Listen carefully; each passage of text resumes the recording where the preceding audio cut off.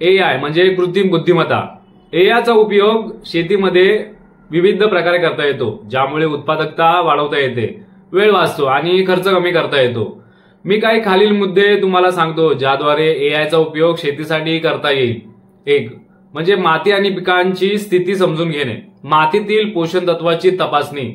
एआयच्या आधारित सेन्सर्स वापरून मातीतील पोषण तत्वाचे विश्लेषण करता येते, ज्यामुळे योग्य खतांचा उपयोग करता येतो. पाण्याची गरज ओळखणे. एआय आधारित इरिगेशन सिस्टम मातीतील आर्द्रता तपासते आणि फक्त आवश्यक तेवढे पाणी देते. 2. ड्रोन आणि इमेज प्रोसेसिंग. ड्रोनच्या मदतीने पिकांचे निरीक्षण करता येते.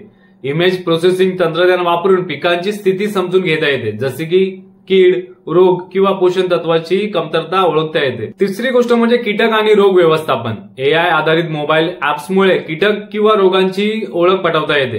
कीटकांवर प्रभावी नियंत्रण ठेवण्यासाठी त्वरित उपाय सुचवले जातात.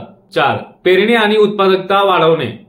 एआयचा उपयोग हवामानाचा अंदाज वर्तवण्यासाठी करता येतो, ज्यामुळे योग्य वेळी पेरणी करता येते. कोणते पीक कोणत्या हंगामात चांगले उत्पन्न देईल याचा सल्ला मिळतो. 5. Machinery automation. स्वयंचलित ट्रॅक्टर, कापणी यंत्रे एआयच्या मदतीने अधिक कार्यक्षमपणे चालवता येतात.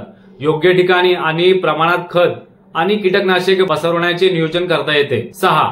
स्मार्ट फार्मिंग सिस्टीम म्हणजे इंटरनेट ऑफ थिंग्स आणि एआयच्या मदतीने स्मार्ट फार्मिंग करता येते, जिथे सर्व डेटा म्हणजे हवामान, पाणी, पोषण तत्व रिअल टाइम मध्ये मिळवता येतात. 7. मार्केटिंग आणि विक्री.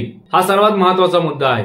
एआयच्या मदतीने बाजारातील मागणीचा अंदाज बांधता येतो, ज्यामुळे योग्य वेळी उत्पादने विकून चांगला फायदा देखील मिळतो. उत्पादन साधने म्हणजे टूल्स. कृषी एआय भारतीय शेतकऱ्यांसाठी कीड, हवामान, माती याविषयी माहिती देणारे ऍप्स आहेत.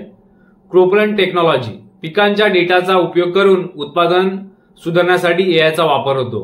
प्लांटिक्स ऍप. पिकांचे फोटो अपलोड करून रोग व कीटक ओळखता येतात. आणखी म्हणजे तुमच्याकडे विशिष्ट शेती संबंधित समस्या असेल तर सांगा, यावर आपण सखोल मार्गदर्शन देता येईल. आपण पाहतो सुबोध कांबळे युट्यूब चॅनल. असेच व्हिडिओ पाहण्यासाठी सबस्क्राईब करा, लाईक करा आणि शेअर करायला विसरू नका. धन्यवाद.